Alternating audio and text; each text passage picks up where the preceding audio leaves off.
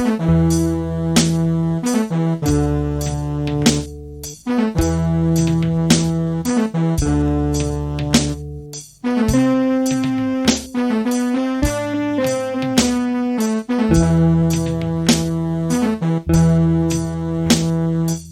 my name's David, and this is the Thetic RL podcast, a podcast about the what-ifs of rugby league history. I'm about to introduce my guest, but before I do, I just want to put a small disclaimer caveat to Dragons fans. I apologise, I did not choose this topic, and I don't really want to take this 2010 Grand Final for you again, but it's going to happen again, guys. So if you are a Dragons fan and you want to stop listening now, and that's fine. And if you want to be a Dragons fan and come on my podcast, or a fan of any other team want to come on my podcast and avenge the losses that I've put on you over the 70 odd times I've probably done it to you, feel free to contact me, hypotheticrl@gmail.com or at hypotheticrl on Twitter. Send me a message and we'll organise something. All right, well, I got that out of the way, so I will introduce my guest. So my guest for today is Aimon from the Voluntary Tackle podcast. How are you going, Aimon? I'm very well, thanks, David. How you going, mate? I'm good. So you are a Roosters fan. You're one of probably two Roosters fans in all of existence. So how's it feel to be sitting there next to the other guy? Mate, Nick Pearce and I have been friends for quite some time, and thankfully between us we own several multinational companies, and that sort of helped propel the Roosters to our success in modernity, which has been great. And look, just to your disclaimer there, I know you've apologised to Dragons fans, but if it's okay with you, I'd like to double down and say to all the Dragons fans listening, from one Roosters fan to a Dragons fan, I'm quite enjoying the idea of sinking the football boat into your ribs. Because the 2010 Grand Final, David, still hurts me. Okay, well, that's fine. Well, that's no problem. Look, I know a couple of Dragons fans, and when I say the only two Roosters fans, I must apologise. I actually know other Roosters fans, so there is some more of you out there. So all the jokes about only having two fans, it's at least five that I can find, but we may get you in double digits eventually. That is our campaign, I think, is hashtag double-digit fan base. And Brad Fittler kicked it off last year, and we're up to, I think it's up to 9 now, so we're on the precipice. Well, I mean, look, if you can just get one across the line, it's going to be a tough ask, but if you can get one, we'll see how you go. All right. Yeah, we're trying to get Tedesco. He's not even a fan of the team he plays for. No, he's a Tigers fan. He's just here for the premierships. No, that's fair enough. And I've got one other question for you. And look, as you are so close with Mr. Pearce and obviously in positions of power, I just want to ask you that this SFS renovation, it's not Brett Morris coming across the Roosters and saying that he needs the ground that he plays on to be a metre wider or something, is it? Is that the idea? Maybe so his foot doesn't go over a touchline next time, or? Well, you might have a point there, David, and I guess, when I look back on it, I think about that moment, and the Morris brothers obviously having since joined the mighty Roosters, and all of my malice for Brett Morris has completely gone out the window. But it's weird to think back on that game and go, that's right, at the time I hated that guy for basically ruining an entire year for me. So yeah, you could be right. We could be just making the width of the ground a little bit longer, but at this stage, as you may know, it's essentially just a couple of wrecking balls and Jimmy Barnes at the moment. That's all that's there because there's a bit of a stifled construction site going on with the New South Wales government. So hopefully the Roosters will have a home ground by 2030. That's our goal. Oh, well, that's fine. There's no problem if you don't have one. You can play at the SCG for a bit longer because of course it is an oval shape, and all we've got to do is just widen the lines there a little bit for him. So there's another way of going about this. So I've already kind of spoiled what we're going to talk about for today. I just thought I'd ask you that question because it was the back of my mind. I thought, well, they're renovating and maybe that's part of the reason for it. So what we're looking at today is the 2010 Grand Final, and we're looking at the event that happened in the 6th minute, I believe it was, where Brett Morris gets tackled over the sideline, throws the ball back inside, but it's not called. And within the next play, or I think it might be 2 plays from there, the first try of the grand final is scored by the Dragons, and they obviously go on to win that game. Before we go too much into the events of 2010 grand final, it might be a good idea just to look back, maybe just the 2010 season. So, did you want to talk through the season for the Roosters, and I can give the Dragons some? Yeah, sure, mate. Look, being the sort of walking encyclopedic fan that I am, I can remember that season fairly well. It was a really odd season from the Roosters' point of view because I think we're coming off the back of a wooden spoon. So we're one of those teams that were going from wooden spoon to grand final, which is, I guess, rare in itself. But we also had, a fairly drastically changed roster. We had a few young guys that no one had heard of yet coming in, like Jake Friend, Jared Ria-Hargraves, who did go on to some acclaim later in their careers. But also a guy called Joey Leilua, who also cost us the 2010 grand final, but we won't go there.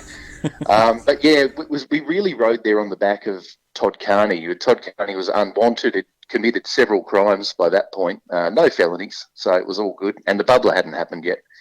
So people still were willing to accept him in the rugby league community, but he was just on fire that year. He went on to claim the Dally M, and we had a fairly inconsistent year, actually. We had Brian Smith as coach, who I was never a huge fan of because he's one of these guys that loves to play mind games with his best players for some reason.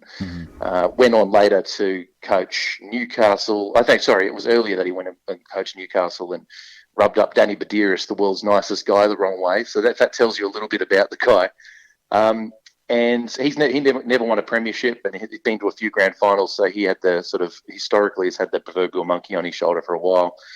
And we had this early sort of slump in the year where he was playing guys in weird positions. So I think Todd Carney was playing fullback initially. Braith Anasta was in the 6, which he should never have been at any time in his career.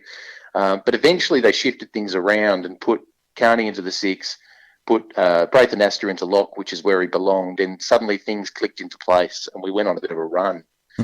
And despite having a bit of a semi-slump back in the back end of the season, we rolled into the finals, and I'm sure all of your listeners will remember this game. It was the 2010 finals match against the West Tigers, which was still to this day, without bias, think that's one of the best games of rugby league anyone will ever see, just because it was two really attacking sides going at each other. And there was ebbs and flows, and then there was moments in the game that you probably never see again, like winning against the feed in the last minute to snag a win. So the Roosters, to get into this grand final, had to be it was a bit rocks and diamonds, and we were a bit of a confidence team, whereas our opponents in the big dance were the Dragons, who were the sort of, the epitome of consistency, a methodical defensive machine who were really boring but effective. That's true. So I don't know if that gives you an accurate retelling. That's the way my brain remembers it, David. No, that's perfect. I just want to mention to regular listeners that we obviously did that game, the Tigers Roosters game. And what we did in that one is that we had a look at the actual scrum that happened. I don't know whether you want to look back over it, Aimon, but there was some improper binding by some of the Roosters players. And I feel like that if we had a good old-fashioned 70s ref, we might have got a penalty there. And it probably would have been a Tigers victory rather than a Roosters victory. But, either way, that's all good. But, yeah, look, it makes a big change. 2010 is one of those seasons where... I suppose in any season's this way, but it's one of those seasons where a very small kind of thing could have really made a huge difference in that final system. Let's go. I think I might just talk on the Dragons really quickly. So obviously, we all know who the Dragons are.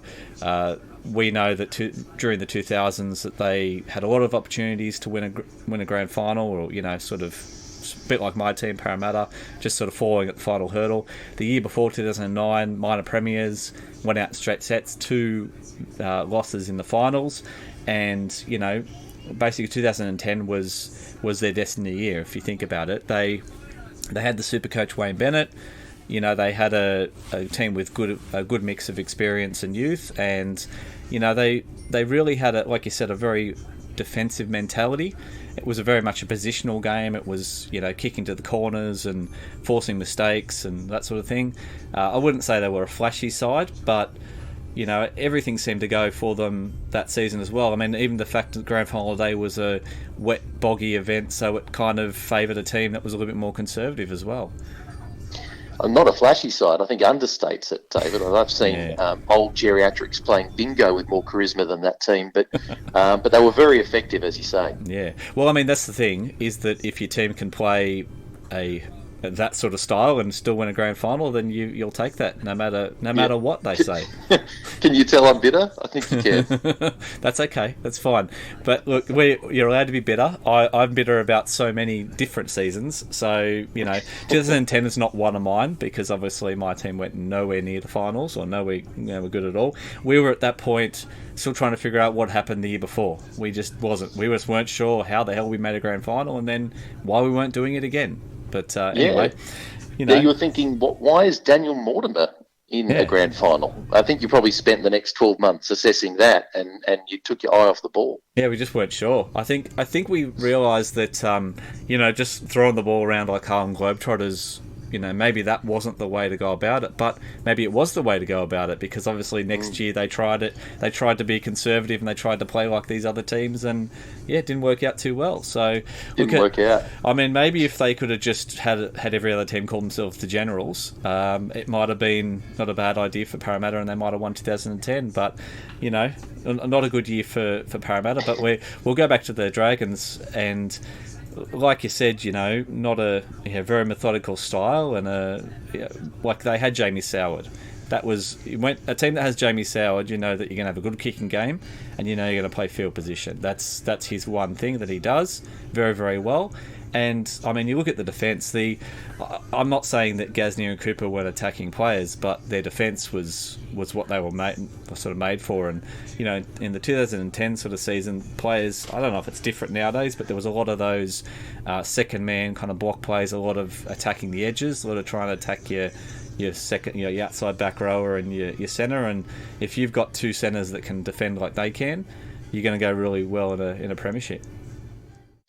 Yeah, I agree with you, mate. And that Dragons team, obviously, as you mentioned before, they had the great Wayne Bennett joined them with a fair bit of expectation, because Bennett has been coaching Brisbane for so long. And I think for me that year always highlights how good Wayne Bennett is as a coach, because I feel like up at Brisbane he had the pick of the Queensland Rugby League, and invariably had quite flamboyant teams. Came down to this Dragons side and sort of, my theory is that he always plays what his roster is. He's not one of these one-size-fits-all types of coaches. In fact, it's usually about inspiring people at a personal level. And that Dragons team, without being disrespectful, you would look at that paper and not think, wow, what a shoe-in for the premiership. Mm-hmm. But I think he played to the fact that, okay, we haven't got these flamboyant attacking players in this team. So our game plan will have to be about field position, about consistency, and a grinding defence. And he did it all the way to the premiership. Yeah, that's very true. Well, I think that's a pretty good history of 2010. It gets us up to this game. So, Dragons win through. I think they won their first round. I think they might have smashed Manly in the first round, and then they won a very tight game against the Tigers in the preliminary. You guys obviously came from, I think it was in sixth position, so you actually had to play three games. So, obviously the West Tigers victory. Who did you beat in the second round? I can't remember. I know we beat the Gold Coast Titans. That was the prelim. In the prelim. You smashed them. Yeah. I'm trying to think. I think it might have been Penrith, was it? I'm trying to think who we beat. I'm not sure. I can look it up later. It's fine. It's no. It doesn't really affect what we're talking about here. But I was just trying to make sure I remembered, because I looked at it about half an hour ago and I still can't remember. So obviously, whichever team that was, I apologise to them, but you're pretty nameless and faceless in this one. So it might have been Penrith, because I feel like they were going well and they had an injury crisis, so they were sort of sitting ducks. Yeah. In that final series, I think they went out in straight sets, and had we lost that amazing game to the Tigers, I know we would have been eliminated, having finished sixth. So we wouldn't have been there to begin with. Yeah, exactly. And then that's, I suppose, the thing, the late season run, and, making the grand final from sixth position is pretty impressive as well. But, yeah, like I think there were a few teams there you came through. Once you beat the Tigers, I think the Tigers were the other, of the real premiership threats, I think they were the ones who were really the threat to the Dragons. Obviously you guys as well, but I think they were the bigger threat. And like that preliminary final they played out the week before, it was a pretty tight sort of affair as well. But look, let's get on to the game that we're talking about. Yep. So obviously we've already said it, in the 6th minute Brett Morris steps out. I'm not a rest fault kind of guy, but poor old Jeff Eunice is got a few Roosters fans offside, I'd imagine, over the years. He was in a very bad position, and I don't think he could have actually seen the foot on the sideline. But it's just one of those things. If he puts his flag up, what happens from that point on, I suppose.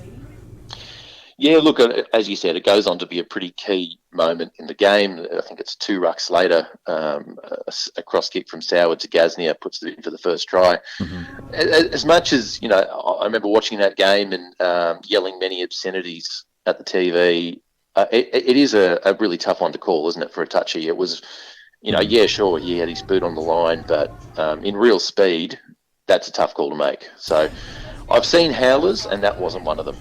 Well, I mean, look, I'm not going to say that Phil Gould is in any way impartial. I know that he is. I know he's not impartial. But it was a very interesting call. So when I listened to it today, I listened to the Channel 9 commentary, obviously, because that's what they've got on NRL.com. And I found it very interesting that just as the pass goes back inside, the comment from Phil Gould is, how did he stay in? So I don't know whether maybe Phil wanted to get his touch judge, get his coaching certificate, his refereeing certificate out there and go run that touchline as he has done in the past and put his flag up. But I think he was pretty confident that Morris didn't stay in. I think he was sort of, in his own Phil Gouldism, just sort of saying, I think you missed something there, boys. Back in 2010, he was a little bit less refs faulty, actually. So it's quite interesting. He was conceding. I think he actually says exactly what you said. It would have been impossible for him to see that. So let's just play on. But yeah, no, they didn't pick it up, and the commentary didn't pick it up, and no one picked it up until I think just as Soward's kicking that goal. After the try, so they've done the video ref review and everything. Everyone's happy. Just as they're saying that, Rabs says something like, "We've got a bit of footage. So after this kick, we're just going to go back to the Brett Morris near the sideline." And of course they show it, and if you hear the whole crowd go boo, whatever, and yeah, it just sort of goes a bit silent in the commentary box for a second, and then Phil delivers that line. Well, we couldn't have seen it anyway, so let's just move on. So, I understand what you're saying, but I mean, if I was a Roosters fan, I'd be pretty gutted at that point because the game was very much in the balance. And it's only 6 minutes in, but yeah, the Roosters had a little bit of a chance. I watched it through. They had a inside the 20, I think Miles runs through, throws an offload to someone about the 3rd minute, and they all stand there looking at it going, what's this football thing? And one of the Dragons jumps on top of it. So, it wasn't like the Dragons were well on top early or anything like that. It was very much in the balance.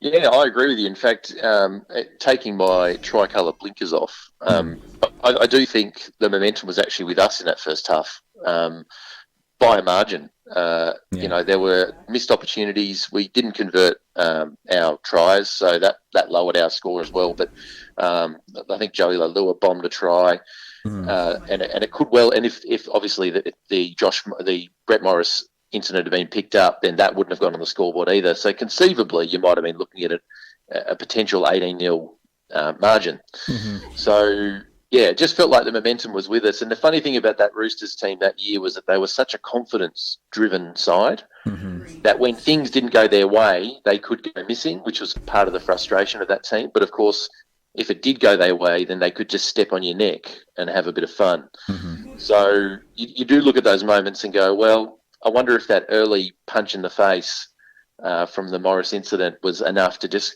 deflate their confidence in that first half enough. Yeah. It's one of these moments. It's the point of the podcast, right? Well, that's Who knows right. in Yeah. that sliding doors moment. That's exactly right. Well, just a bit of a quick summary of the rest of the game. So obviously, half time it's 8-6. So there's 2 tries from the Roosters, and they happen within about 5 minutes of each other too. So Anasta scores one. Look, if the Roosters had gone on to win this game, I think that at this point I might have a Dragons fan on here talking about the Anasta try, because I think that was a little bit dodgy too. But Anasta scores in about the 15th, 16th minute. And then, happy to talk about that one, David. Yeah. Well, if you want to, I've got another talk. I've got another angle for you, because you're right. At the time, the commentators are kind of blowing up, but for the listeners that might not be familiar with it, I think someone goes over the line and goes to ground the ball, and in the act of grounding, Lalua, and in the act of grounding the ball, Soward flies in with his knees, which is now illegal. Yeah. And to block the ball, and he knocks the ball out of Lalua's hands, and so the ball rolls along in the in-goal area, and Braithen Astor dives on it. So definitely a try by 2020 standards, but it probably would have been a sin bin by 2020 standards as well, because what Jamie Soward did then, it was illegal then, but it's more illegal now. He may have actually had some time off the field. That's true. That is true. Although what I do find nowadays is if you get awarded the try, you don't get the sin bin as well, and that's one thing that I always get irritated by, because look, I understand that what they're doing is they're saying, "Oh, we'll take you get the worst." So the Dragons, the worst thing that happened to them is that they award the try. Why they should be conceding a try and also conceding a play for 10 minutes. Maybe that's why they don't do it. But I think if you're doing something that's not, it's not legal, and it should be 10 minutes in the bin, it should be 10 minutes in the bin no matter if someone scores or not. I agree with you. It seems inconsistent, doesn't it? I think what they should do is say, if it's an illegal, a professional foul or illegal behaviour, then you get the sin bin regardless. And then whatever happens, happens. So in particular instance, Anasta happened to be there to dive on the ball, but normally that would probably prevent a try from being scored, that kind of act. So normally you would just be dealing with a player in the sin bin and 6 more tackles attacking the try line. On this occasion, Anasta actually was useful for a change and managed to dive on the ball. Exactly. Well, and like only just got there in front of one of the Dragons players too. So it was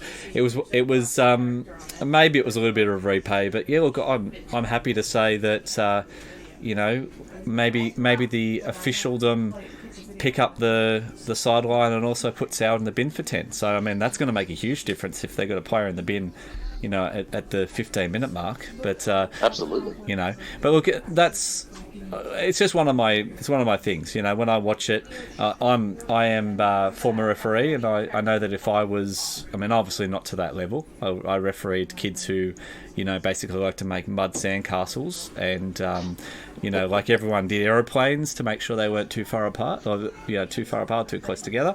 But it's an important job. It's very important. And look, most of the people I was talking to were the coaches standing next to these 6-year-olds, but I did referee slightly higher grade than that, but yeah, that's kind of my level. But I look at that and I think, and it's one of the things. I think maybe we get the hotline to Peter V'landys. Maybe I can get a Twitter poll app or something, and he'll listen to that.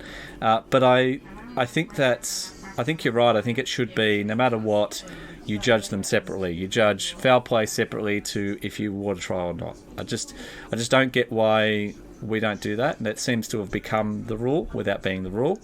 But yeah, anyway, I think we can move on to that from that one. So then the next try is fairly straightforward. Orbison scores.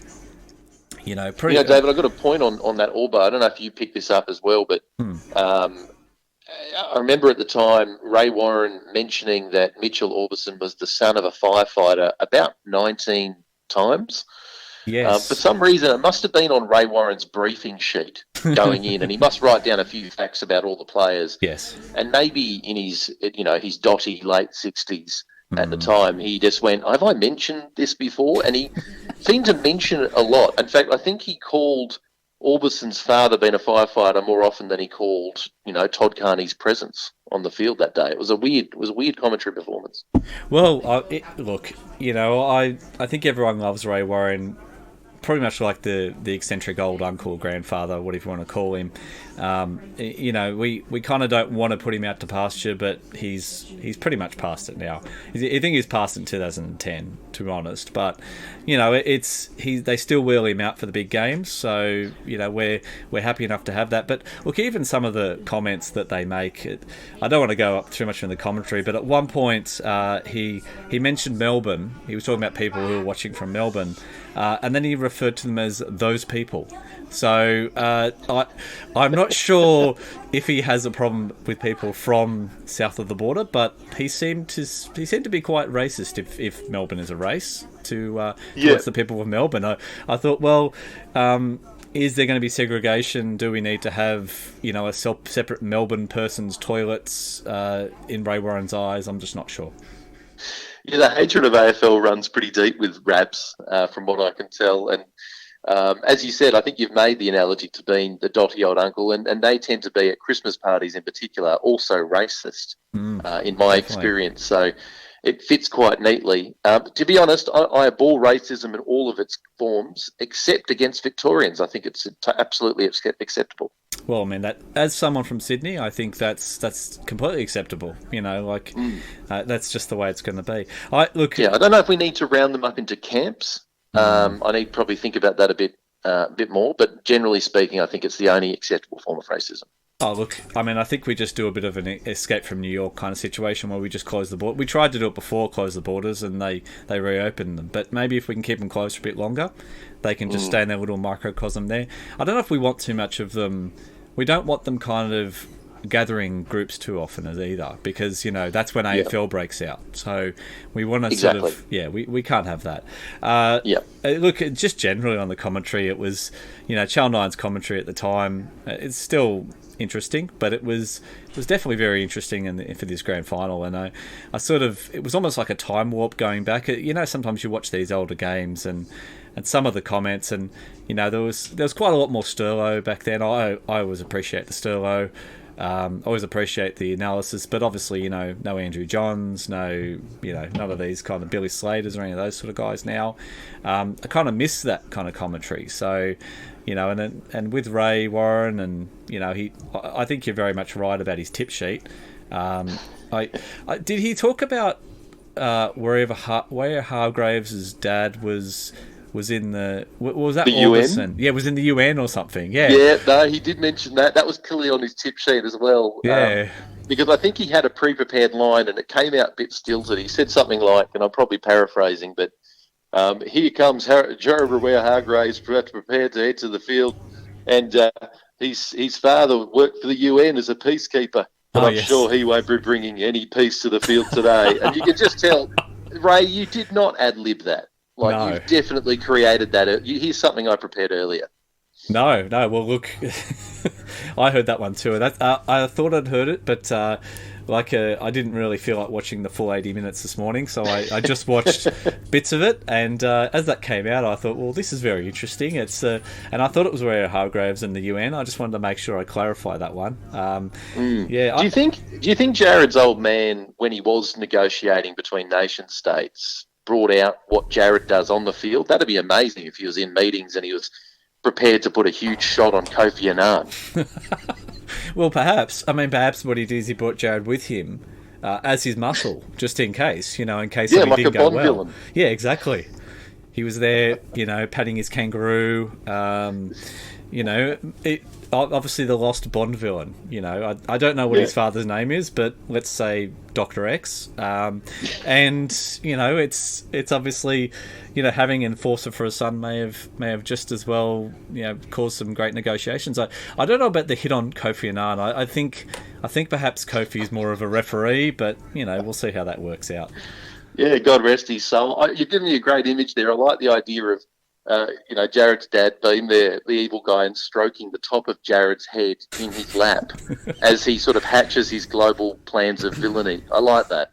Yeah. Oh, look, I apologise. I actually I had a situation a few years ago with Jared Hargraves. I almost ran him over, but look, And it was before an important Roosters game. He was walking his I think it was his daughter. I'm not sure if a daughter or son, but I'm assuming it was. I think it was a daughter. It was about 7 or 8 years ago. So when you say walking his daughter, he didn't have his daughter on a leash or anything. No, not walking like that. Walking with her, I mean to say. Right. So there was a park across the road. It was the back streets of Mossman. So obviously that's around where he lived at the time. So yeah, he basically just walked straight out in front of a car without looking. And well, I mean, I stopped and he waved and said thank you for stopping. That was nice of you, David. Yeah, I thought about it once I realised who it was. I thought maybe I should hit accelerate, but you know, like it's one of those things. I work up on the northern beaches, and I think a lot of rugby league people are around that area, and I tend to run into them more than I do out in the sort of Parramatta area that I'm in at the moment. Well, I can tell you this, unless you're driving a Jeep, your car would probably come off second best if it hit Jared, because he is built like a tank. I did think about that, and I thought I really don't want to have to worry about the bumper. And of course, imagine the awkwardness of having to swap insurance info with Jared after a hit because he'd done damage to your car. I mean, that's awkward. Yeah, I think that probably would have happened. Yeah, well, and it just came to my mind then. I'd forgotten about it completely until just then. We were talking about Jared and stroking because okay, I realised what I just said then, and I think I might just go back. That might require an edit, mate. No, that's fine. I think we'll leave that in there. That's quite good. No, look, I just remembered that he was walking across the road and I stopped for him. I also now remember that John Cartwright once moved a bit out of the way of my car because he was being a nice guy. So, you know, like the out and abouts that I can do for rugby league celebrities over in the northern beaches, that may have become a new segment. You could write a really boring book about it. I could. It's incredibly boring. I've got another Des Hasler story too, but maybe we'll leave that for a Manly fan.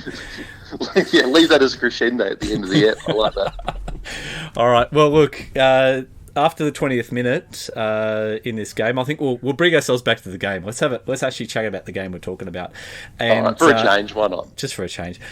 Look, actually, one more comment about the commentary. I especially appreciated the fact that they were talking about the middle of the ground, and on a few times Rabs referred to the middle of the ground as sloppy. I thought that was quite interesting. I think if I was, you know, people want to know me quite well, I kind of enjoy the little bit of the gutter humour, and I think as I was listening to that and him referring to them getting all wet and sloppy, I just thought that was very interesting. But yeah, it really bogged up that ground. I didn't think that it would be that boggy, but really did. Yeah, the middle third of the ground became quite Paris Hilton-ish, which I think that's what terminology Fatty Vorton ended up referring to the ground that day. But no, I remember that game, the moment the heavens opened and it became sort of teeming with rain, I went, well, we're in big trouble here because actually like to use the ball, and the Dragons just loved the slop. You know, that they was 4 hit-ups and then kick into the corner. So I thought, well, this mountain just got a whole lot bigger as soon as that happened. That's true. Well, I suppose were the Dragons seeding the clouds that week or something? Was there something more afoot from the Dragons? Maybe that should have been a hypothetical. Maybe we should have looked into the invoices at the Dragons CEO, and maybe he was paying for cloud treatment or something. That's right. Was Wayne Bennett doing the rain dance, the Peruvian rain dance, to make the heavens open? Because we do know that he loves to wear the South American garb on the weekend. Yeah. You know, loves to find himself in Machu Picchu whenever he can. And so, you know, I wouldn't put it past him. Let's put it that way. Fair enough.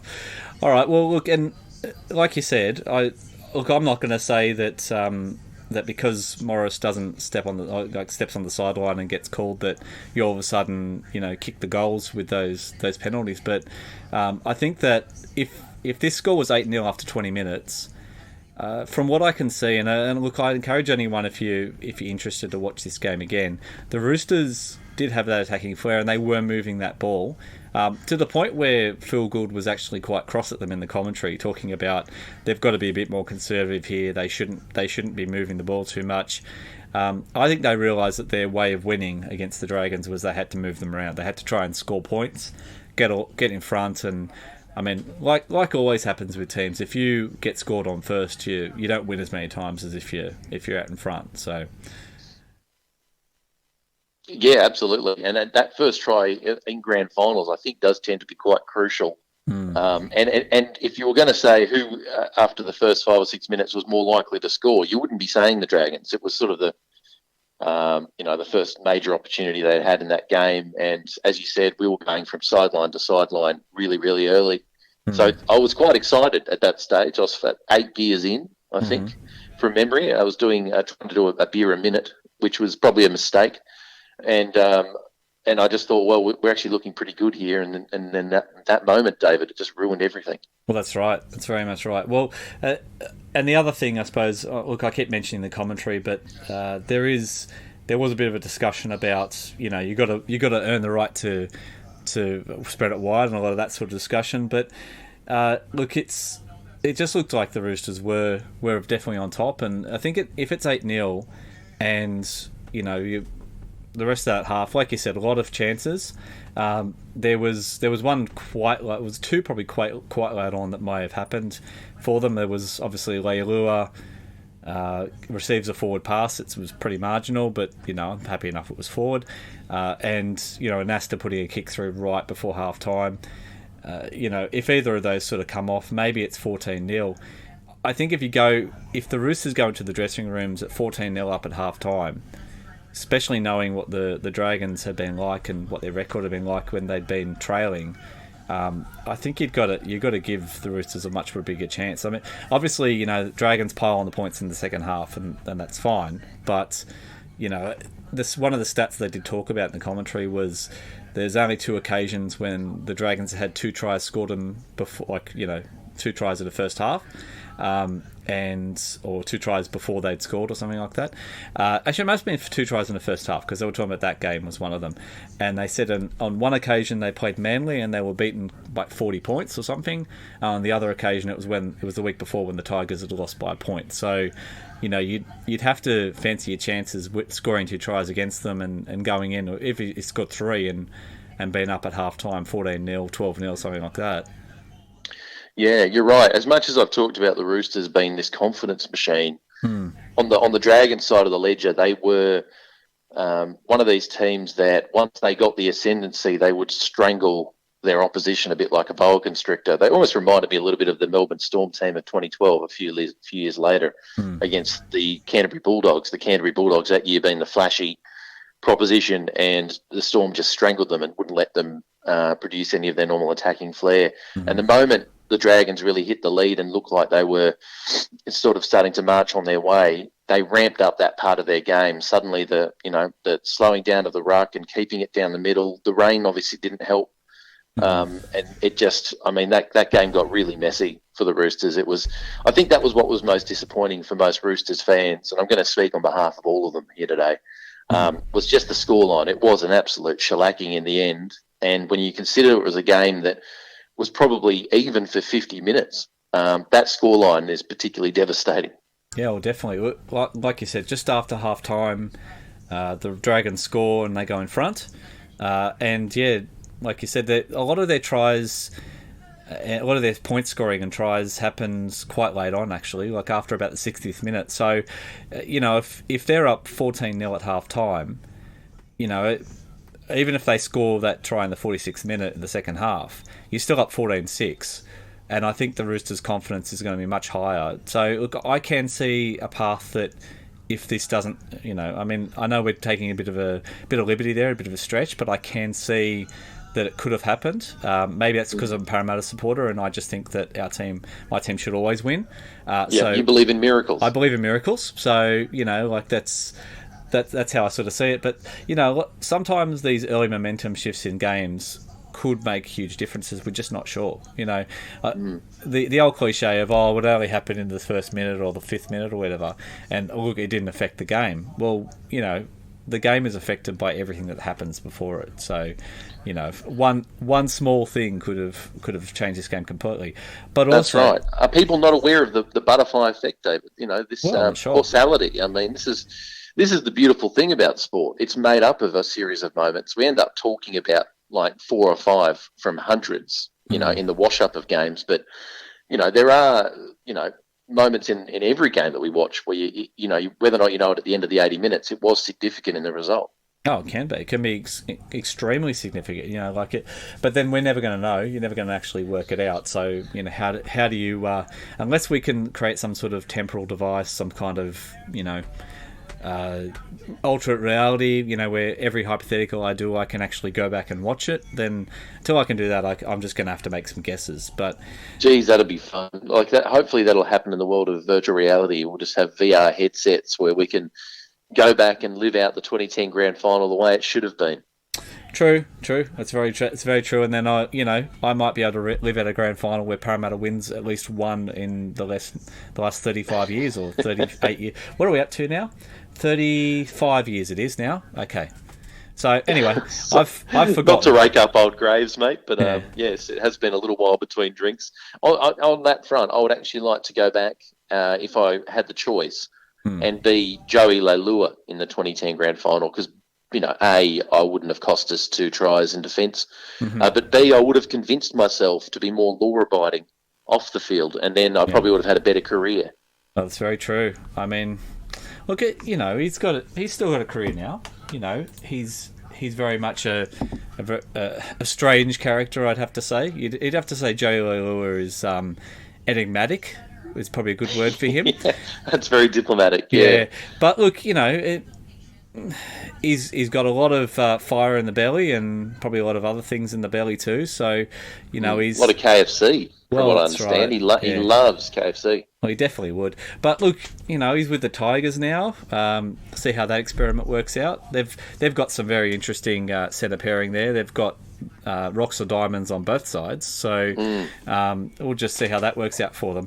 But yeah, look at 18, because they were talking about how young he was as well. And, to be honest, I think a lot of people don't remember he was a Roosters player to start with.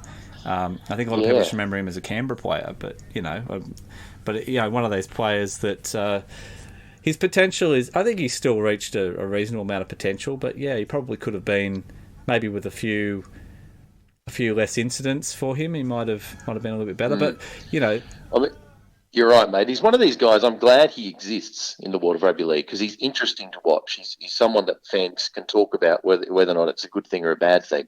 And he, as you said, he's very rocks and diamonds. So he's very capable of pulling off an amazing try and beating 5 people because he does have the strength of 5 men. But it's more mentally with someone like Leilua that you see on some games he just doesn't look particularly interested in affecting a tackle that day. He just goes, I don't really think defence is something I need to do today, and he'll leak 5 tries. So he's interesting. I wouldn't like to have him in my team, but as you said, I don't think many people would remember that he started out his career with the Roosters, and he was about half the size back then that he is now. He's put on a lot of kgs. He was quite small, yeah. Yeah, he was, compared to what he is. But for an 18-year-old, you realise, no, he's actually quite big. But I think before he came across to the Tigers, he had a bit of a falling out with Ricky Stewart down at the Raiders because I think Ricky said to him, mate, I want to tap your real potential because if you trained hard, you could be one of the most devastating outside backs in the game. And he just went, no, I don't think so. And just went, I'll go to another club then.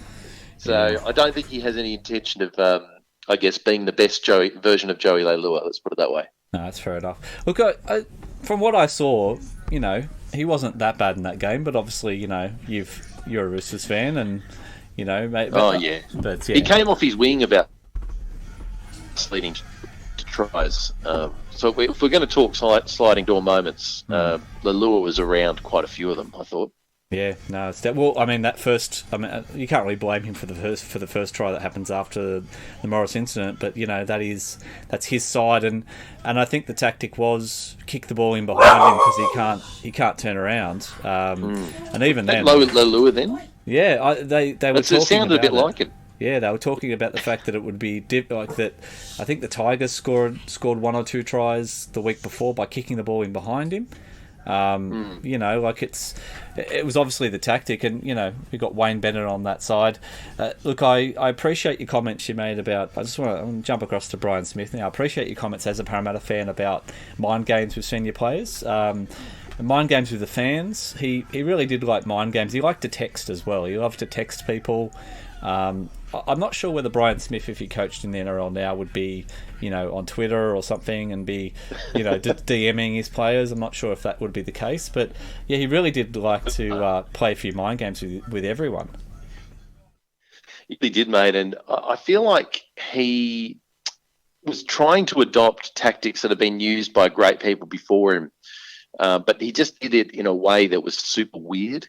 And obviously, I mentioned Badiris before, but I think he had a bit of a history of playing the mind games with the most important players in the team and trying to bring out the best in them. But it's a bit of a hedge because, if it goes badly, suddenly you're having a falling out with your best player.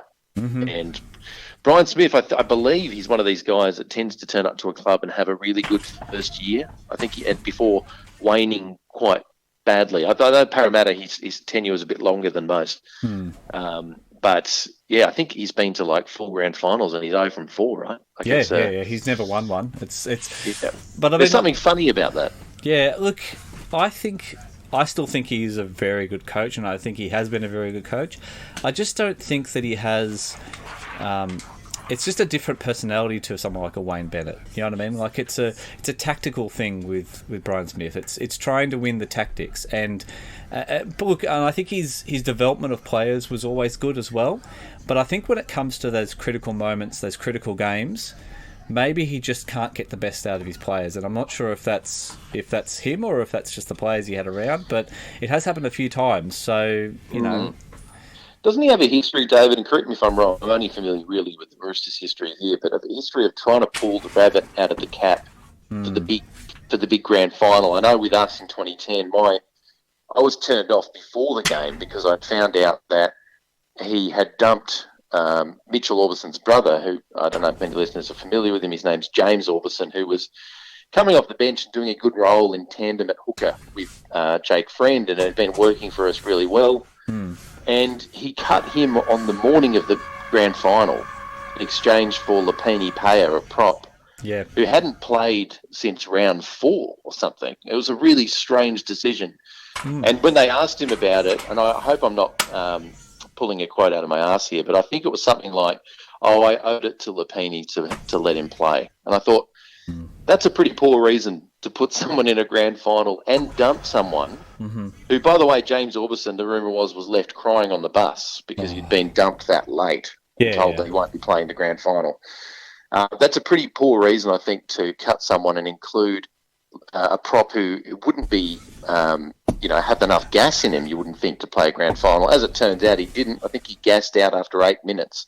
Yeah, and the one thing about that game that was super noticeable was the fact that St George Illawarra had a pretty decent pack of forwards, and if there was one criticism to be made of the Roosters that year, was that we had a big question mark over our pack. We had guys like Daniel Conn and Jason Riles, guys that you wouldn't necessarily say would be premiership winning forwards, and we had probably a few too many of them.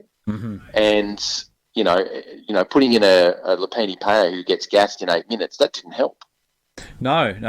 Look, and I think, well, basically what I remember from the time when I used to watch when he was the coach, and you'd be sitting there, and I mean, obviously it wouldn't happen nowadays because you have to name a 21 man, and then you have to actually reduce players as you go, and I think that'd be the end of Brian Smith trying to coach in the NRL because he wouldn't be able to take it because you actually have to name his players more than 2 minutes in advance. But look, you'd be sitting there and they'd start reading out the team list, and all of a sudden it'd be someone that you hadn't played for like 6 weeks, and all of a sudden, or they were playing all different positions, or he really did like to play around with his team, and I'm assuming they're all game day decisions. There's a famous one from Parramatta in 2005 when we played the Cowboys, where he puts Daniel Wagon in at 5'8". There's a mistake. Yeah, and the thing about that is that what he said afterwards was, I put Daniel in there because I thought we needed a bit better defence. Well, the very first try the Cowboys score, they go straight through Daniel Wagon and score under the post. So maybe it wasn't the best tactic. Look, I don't know if they changed that and they're playing regular 5'8" and everyone plays in their normal positions that we necessarily changed that. But there was always mind games. I remember a game because obviously 2001. that was the lost one for a lot of Parramatta fans. Personally, I think there was a lot of ones in that period. But 2001, we were playing games at the end of the season, and at certain points in the games, he would just bring a player off and leave us playing with 12 men for the last 10 minutes. Because we were so far behind the premiership that he actually was saying to the players, I'm going to take a player off just in case in the grand final when we're playing, we get someone sin binned. I want you guys to be prepared for it. That is an odd thing to do, isn't it, as a coach? Actually creating and manufacturing your own scenarios. Like, would he have maybe given a few of his players some shock therapy, and they've said, well, why are you doing that, Brian? You're like, well, what if there's a lightning strike on the field one day? I want you to handle that. It was so surreal, and I think that was almost he thought, this is it. This is my premiership. I went through those two with the Dragons, and lost against those superior Broncos teams, and he probably looked at it and went, this is the team. He's like, no one's beating this team. I've created the greatest team ever, and we're, because they have the best for and against and high. I don't know if it's the highest points ever for, and all these ridiculous records, that team. Yeah, they busted so many records that year, Parramatta. And they were amazing to watch. And the teams that were supposed to be competitive with them, they were flogging. You know what I mean? Like, so, basically pretty much every team in that top 8, they'd beaten them quite comfortably in every single game they played them, almost every game they played them. So, it was just seemed like a destiny thing, and it just, turn up on the game day, and I'm not sure. This is what I'm saying. I don't think he prepares his team for a game day as well as say Wayne Bennett does. Yeah, another thing, I know this is a bit left field, though, but another thing I never trusted about Brian Smith was his laugh. I don't know if you've ever noted this in press conferences or not, but he had a bit of almost a maniacal, husky type laugh, a bit like a Joseph Mengele type. He laughed a bit like a Nazi, I guess is what I'm trying to say. Okay. And I tend to bring Nazis into every podcast that I'm on, even completely inadvertent, so I'm sorry about that. No, that's fine. But I remember thinking, that doesn't bode well for his personality either. If you laugh like a Nazi, it doesn't necessarily mean you are one. Right, but I think it does affect the perception of you amongst the playing group. That's true. So I suppose what you're probably saying there is when Dr. X, Mr. Hargreaves, is doing his negotiation, does he have Brian Smith as his number 2? Is that perhaps what's happening, and maybe that's why young warrior Hargreaves is playing for the Roosters? Maybe the Roosters are evil. Are the Roosters evil, Aimon? Well, look, a lot of people would make that argument, mate, but I'm on the inside of the bubble, so I say, no, we're not. I say we're a completely authentic organisation who have never breached the salary cap, not even once, to a minor degree. All we ever do is buy cars and houses for our players off the books. No, I mean, that's never happened either. Fair enough. All right. Well, look, I think what we'll do, we'll go forward. So we're going to say, let's say the Roosters win, or they're going to score. Let's say because they got confidence, they score again in the second half. We'll give them, 20 to 12. What do you think? Do you think the Dragons don't score much in the second half if they are behind? That they're a little bit flustered and they can't get into the game, and maybe you're talking about a full-time score. Yeah, I'm thinking full-time. I'm thinking full-time 20 to 12. What do you think? Well, it's a really interesting, right? I've got two thoughts on this. A would be if history that season was any guide, the Roosters would actually go up and notch a big score because they either lost games or walked all over teams. But countering that would have been the weather. So I do wonder if it was really the rain that day. It was Wayne Bennett's Machu Picchu rain dance that really beat us because we didn't really perform that well in the wet at all that year. And I don't know if we would have gone on to, even if we were on top and that Morris incident didn't happen, if we actually go on and notch a big score. I'm actually inclined to agree with you. I think that we would probably have won still making plenty of errors because we were starting to make a lot of errors in the wet because we were continuing to play a flamboyant game. Yeah. But we may have hung on for a victory.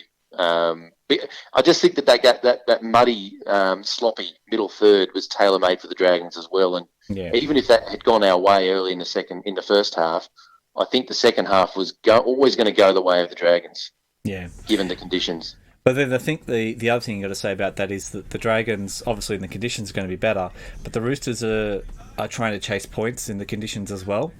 So yes. Absolutely. Less errors, maybe. I mean, they're still going to play flamboyantly, but, they're not going to throw the ball around ridiculously. And also, once a team, I mean, I'm not sure of your footballing credentials, but once a team, you're in front of someone and all of a sudden they go past you and they start scoring, the head goes down and, even professionals, they give up slightly. So, look, I know they scored 26 points in the second half, but you'd have to say, well, they probably don't score the last few of those. So that's what I'm thinking. I mean, even if it was 26-18 or something, I think that you would have won by a reasonable margin. I don't think it would have been a tight game. But look, let's go 20-12, and let's just say that the Roosters get some composure for some unknown reason and decide to kick to some corners, and the Dragons can't do anything about it.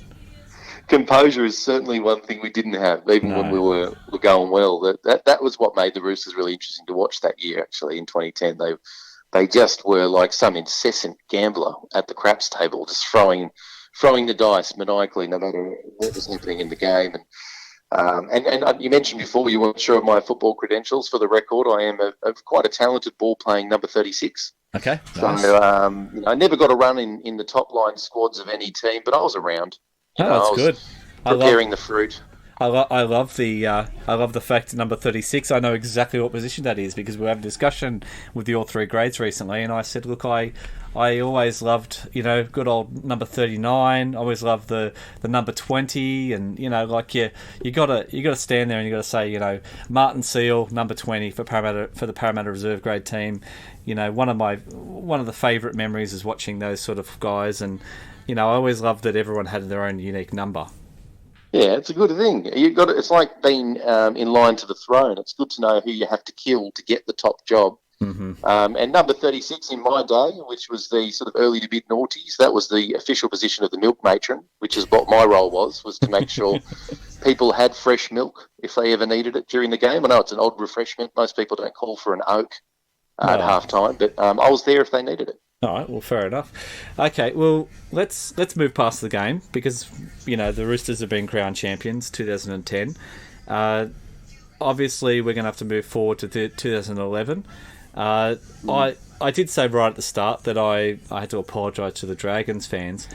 What I think we could do for them at this point is if they are straight sets out in 2009, loss of Grand Final 2010, do you think that the hunger is there for 2011? Do you give them a chance in that premiership?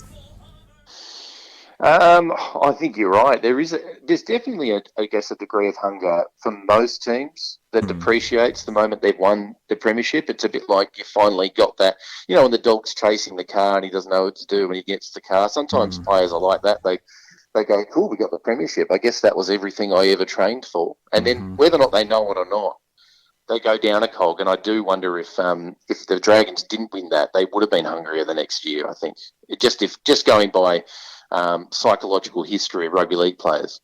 Yeah, and the other thing that happens in 2011 is Wayne Bennett announces that he's not going to renew with the Dragons, and he's going to. I think he goes back to Brisbane at that point, or he goes to Newcastle. Is he going to Newcastle next? Yeah, I think he goes to Newcastle next because I think at that stage Nathan Tinkler wasn't on the run from the law and was considered to be a legitimate mining magnate. And buying everything in town. I think at one stage, he actually had the deeds to Wayne Bennett. He actually bought him as a human and would occasionally hop on his shoulders and drive him around the Hunter region. It was a weird time in Wayne's life, I think. In fact, it was the only venture that Wayne embarked upon that you'd probably say was a failure because he went to a preliminary final. People don't really remember that, but apart from that, they didn't have a lot of success up there. And to this day, Novocastrians don't really like Wayne Bennett. Yeah, I know. Well, I mean, I suppose of all the clubs that he's joined, it's the only one that hasn't got a premiership out of it, like straight away or at some point just after it. Look, it's that's the one thing that I did pick up when I did have a look because I knew that he had left the Dragons, and obviously the Dragons go through a lull after that, but I wasn't sure how quickly that happened. But yeah, I think it's around the start of the season in 2011 where he actually announces that he's going to leave. And I think he obviously thought, well, job done as well. So, perhaps there's a bit of a coaching thing that happens here because, if he doesn't win in 2010, the job isn't done. Is he likely to stick around maybe a couple more seasons?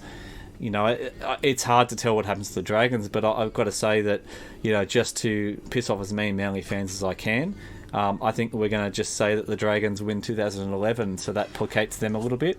It upsets the Manly fans, and it sort of makes it a bit more interesting. If you do, like you said, players have got, we're all psychotic beings in a way. So we're all worried about how we feel and emotions and all that kind of stuff. So I can definitely see that when a team wins a premiership, then a lot of the players do drop that notch, and I mean that's a lot to do with when you see teams don't go back to back very often. So that obviously happens as well.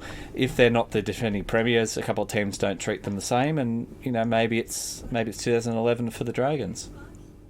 Yeah, I think you're right there. That part of it, outside of the actual psychology, is also the psychology of other teams. Once you are the reigning premiers, you become a marked team. You become the benchmark, and it's the actual upper few notches of your opposition week in, week out, which also makes getting that those back-to-back titles so difficult. Big shout out to the Roosters, 2018, 2019. They were a good pair of years, and a big shout out to Media Watch Mario, big Manly fan. I love the fact you've sunk the boot into the Manly fans right there as well.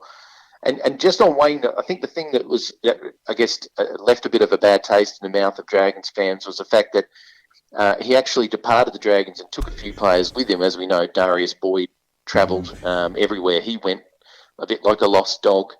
And I think he took Neville Costigan and a few other guys along with him as well. So Wayne does have a bit of a reputation for not just departing clubs, but taking the nucleus of talent with him. And not necessarily setting that club up for the future. That's been a bit of a knock on him.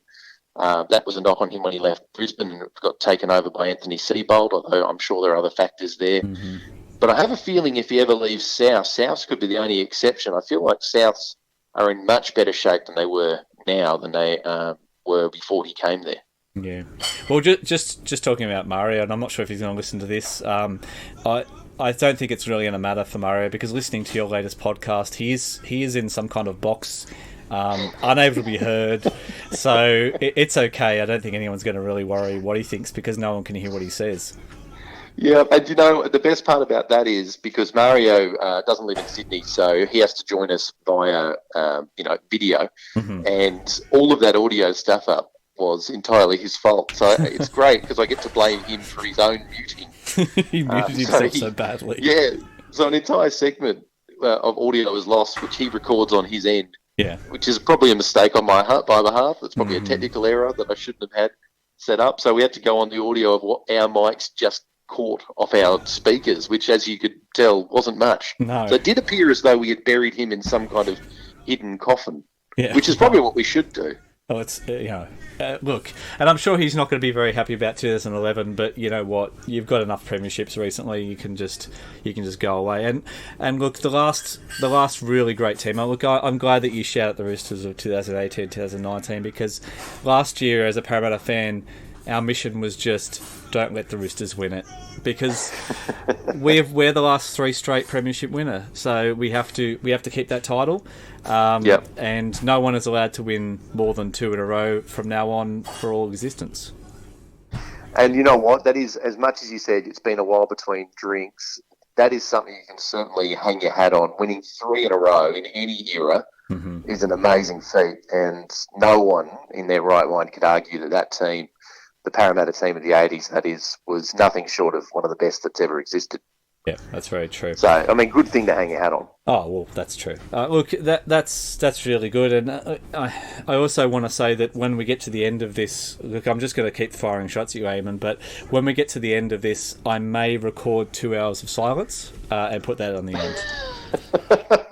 That was actually my fault, for the record. The listeners might not be aware, but at the end of our podcast, last episode, I left 2 hours of blankness by accident. And I had a few people reach out and say, I listened for the whole 2 hours because I figured there was something buried in there.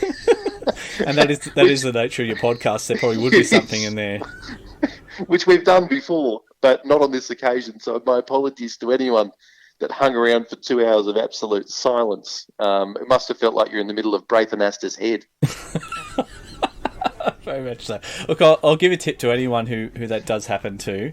If you are unsure if the voluntary tackle is putting hidden messages in there, what you could do, there is a program which I'm recording this on right now called Audacity.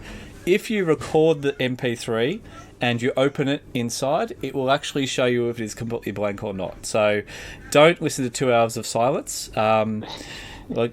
Maybe do something more with your life. That might be helpful.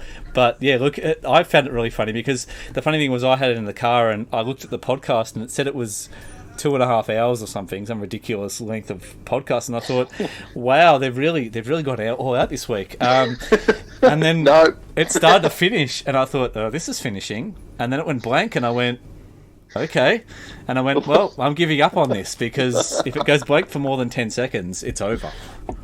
Yeah, and some might argue, David, that the back end of that one was probably where the quality was. So, I think that's a completely valid critique of the show. No, that's fine. All right, well, look, I don't know if we could do too much more for the Roosters, but in terms of going forward, obviously, you guys go on to win another one within a few years. I don't think that's going to change. The Roosters were improving at the time, and I don't think we're going to winning in 2010. I know we talked about coming down notches and stuff, but I think that you can stop me if I'm wrong, but I think the 2013 Roosters and the 2010 Roosters are quite a long way apart from each other. Yeah, there really was a major rebuild in between because we've talked about it already, but Brian Smith didn't exactly leave the place in great shape. So there was a lot of rebuilding and soul-searching that sort of had to go on in the next couple of years. And, we had these young guys coming through. We mentioned, Jake Friend, Sean Kenny Dow, Jared Rivera-Hargraves, who we snatched from Manly. Again, big shout-out to me, Watch Mario.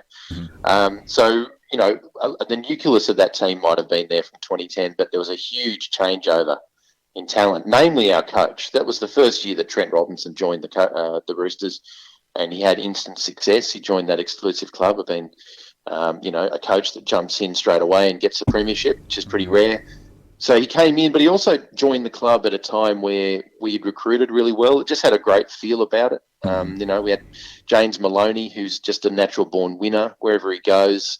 Sure, he gives everyone a bit of shit, and half the time his teammates don't like him, but he is an exceptionally talented player, and he seems to bring success to wherever he goes. So we had him going for us. We obviously had Sonny B. Williams as well that year, which is another major variable who, you could just do things that other players at that time couldn't do.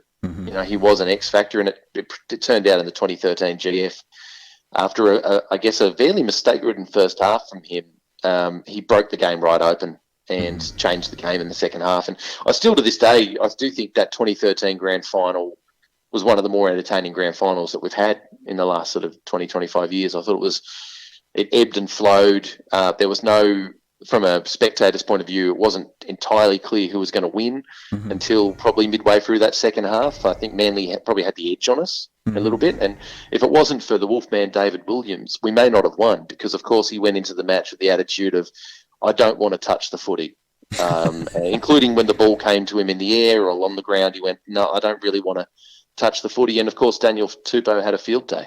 At one stage, he jumped so high in the air, he rode around on top of David Williams' hipster beard before he put the ball down, which is a hell of a celebration.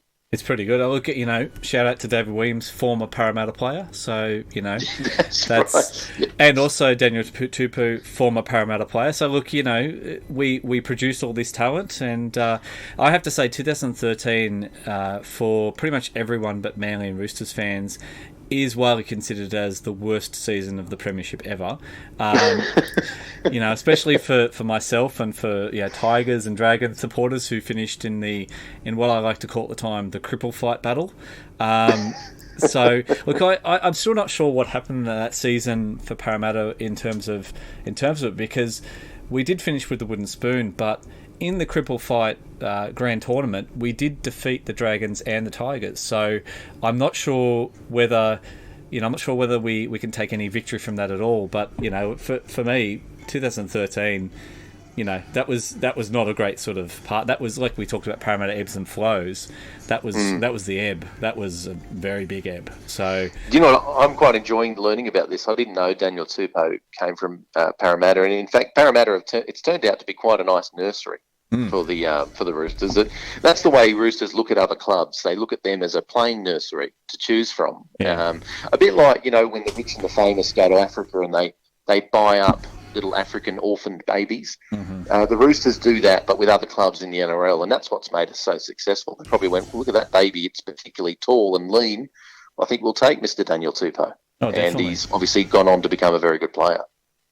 Yeah, well, and I suppose the other thing for Parramatta fans is, and anyone like that, it does give NRL journalists something to talk about. So, recently it hasn't been as much about Parramatta, it's more West Tigers, but, they always do like to point at the so-called juniors that Parramatta have got. I mean, I don't know what you talk about a junior, but, people playing under 20s for Parramatta who go on to success elsewhere. We always go, well, you can't keep them all, but in some instances, maybe we should keep some of the ones we don't keep and don't keep the others. But it's who knows who's going to do what. But yeah, I remember Daniel Tupou. He played under 20s. I'm not sure where he came from originally. He may have just been a one season under 20s Parramatta player. But yeah, he did play under 20s. He was a very lanky looking kid, and I don't think we thought he was much. You know what I mean? I think we thought, oh, he's a bit too lanky. He doesn't really have the weight on. And he kind of disappeared, and then all of a sudden he popped up at the Roosters, and we thought, oh, that was that kid that we had a couple of years ago. That's right. Yeah, that's right. Hey, look, he's playing for New South Wales now. Oh, okay. Maybe that was a bad decision. Hey, David, as a Parramatta fan, this is an interesting one. Sorry to play host. It's a terrible muscle memory that I have. But I'm interested to get the perspective of Parramatta fans here, because how do you feel about Ricky Stewart? Because from the outside looking in, I saw him as a guy who went, okay, I'll take the Parramatta coaching gig. I'll do a massive... Came in with his 6-year rebuild strategy, which he was very vocal about. He said, this team will be shit for 6 years, so don't expect anything for us for 6 years. Rick told half the roster to go away, tore it apart, and then he got a better offer from the Raiders. He went, sorry, guys, I got to go. That was kind of the way that I saw that history, but I'm interested from a Parramatta point of view. Is that how you saw it as well? Well, yeah. Okay, so let's go back a couple of years before we put him in charge. Whoever thought that Stephen Kearney was a good coach to put in charge was mental. So we had 2 years of him, and then after the second year of Stephen Kearney, it made Ricky Stewart seem like it was something good. But then, he pulled out the overhead projector. I think he did a little bit of like a reality TV, where you've got like one group and they're like, who thinks they play for Parramatta next year? And they all put their hand up, and he was like, not so fast. They're one of those kind of things. He pissed a lot of people off. I know what he was trying to do, and I think I understand it, but I don't understand how anyone likes Ricky Stewart, because I can't stand him. It might be a bit beyond, but I kind of blame him for the salary cap breach, because what Parramatta were trying to do was they were trying to put a competitive team together, but they couldn't, because basically what happened was we sent a bunch of players to other clubs paying freight for the next 2 or 3 years, and we could not afford to have, when we needed to get some results. So we basically signed a bunch of players in, and we were still playing. So we were basically in our top 30 playing for like 35 or 40 players. Like you can't be competitive, and a lot of money was thrown out, and we had no, we basically were operating on a hamstrung salary cap, a bit like the Bulldogs were recently. But I think at Parramatta, the officials, there's a lot of stuff happening in Parramatta officialdom and the leagues club and the football club, and I think these guys had come in saying we're going to get success. It was one of these. I'm not even sure which syndicate it was at the time. It's probably, I think it might have been the 3P, Parramatta Power and Passion or something it was called. But they had promised us success, and how do they have success when they're hamstrung? They can't stand there and go, oh, look, just give us 2 years of winning wooden spoons, and we'll get rid of all these roster, and then give us another couple of years. And, give us 5 years and we'll be competitive again. They're going to get voted out. There's no chance that they're going to stick around. So the whole thing about it is that they needed to have some sort of success, and the only way they were going to do that was by, I want to say, contravening the salary cap slightly, and obviously, they actually self-reported themselves, which is even funnier. Parramatta Yes. Parramatta actually gave themselves up. So, they needed to do it, and then they thought, well, we're not winning anyway, so let's just give ourselves up. We'll accept what happens, and it's worked out in the end. It has. I mean, they're a much better team than they were, 5 years ago. But yeah, I do think that if we didn't have Ricky Stewart, maybe we would have been meandering. Maybe what he did actually did help us, but I don't think we get caught for a salary cap issue in 2016 for sure. Yeah, so he calls ructions even further down the track. Now, on the salary cap, maybe Parramatta just needs to have a quick chat with the Roosters, because we don't call it contravening. We call it persuading the cap to be legal creatively. And there's a lot of mirrors used, a lot of Cayman Islands accounts. Yes. And maybe that's something that the Parramatta Eels can benefit from. But it is interesting, because I did think that most Eels fans might have that view of Ricky, because I never like hearing a coach say, guys, I have a 5-year plan. I always feel like that's something out of some corporate bullshit handbook for a start, because that's giving me essentially a 3 or 4 year runway to be shit. I told you we'd be shit. What are you complaining about? It sounds like the Nathan Brown defence, actually. So yes. No, go on. No, Tell I was going to more about Nathan Brown. No, I was just going to say it's the former Newcastle Knights coach Nathan Brown. He basically walked in, said, "Oh, look what Wayne has done to your club. Look, give me 3 or 4 years, and we'll turn this around." And basically, everyone let him get away with probably some of the worst teams since the 1999 West team that came around, and basically he just got away with it for, I'm not sure how many seasons he was there for, but realistically nothing good happened to Newcastle until he left. And and then once he left, a lot of people said, well, that's because of what Nathan did for the last 3 years or 4 years or whatever. It's like, I think he got 3 consecutive wooden spoons there. Look, I'll jump to his minor defence there, because I do think he moved to a club whose roster was a fair bit weaker than that Ricky had moved. And I feel like Ricky had created the weakness because he sort of slash and burn the club. The thing is, if you go and do a slash and burn mentality and say, I'm going to do a 5-year plan, you better bloody stick around and not leave for a better offer. I think once you've committed, if you've got any integrity at all, you've got to stay. And I think he went, this is going to be a tough job. I don't really like what I'm seeing. I'm a bit unpopular here because of some of the decisions I've made, and I just got this offer.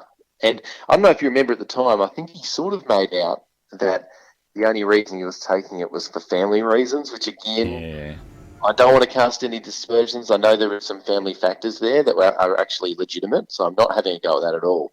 But I did feel as though, as in the same way that like some rugby league players use the family card or personal reasons as a way to circumnavigate a contract, I do feel as though he was using that as a bit of a PR block for, that's the only club in tatters, Eels fans, Yeah, definitely.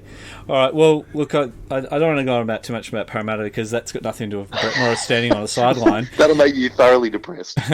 But look, I think we're getting kind of to the end of what we're talking about. I'm going to call it now. 2011 Dragons defeat Manly in the Grand Final. Let's just do that. Roosters don't get affected. They still go on to their good run. Dragons probably do the same thing. They probably similar thing. I think Wayne still leaves, still goes to Newcastle. I don't think it's going to affect too many things. It might. I mean, I'm not sure if there was any Dragons players that retired in 2010 that missed out on a premiership, so apologies to them. But like maybe it's a little bit like the ET kind of thing for Cronulla. They'll still be happy, but they never actually won anything. So yes. Yeah. All right. Well, look, thanks for joining me, Aimon. Aimon. I'll call you Aimon now. Thanks for joining me, Aimon. You can call me Aimon if you want. I think it's a better name, to be honest. Well, that's fair enough. Look, thanks for joining me. It's been pretty much a voluntary takeover of Hypothetical RL. Sorry, mate. No, it's fine.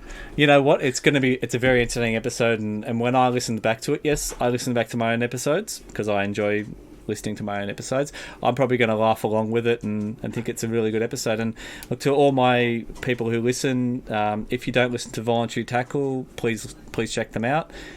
It is a hilarious podcast. It's very good. When you can hear Mario talking, he is quite interesting to listen to.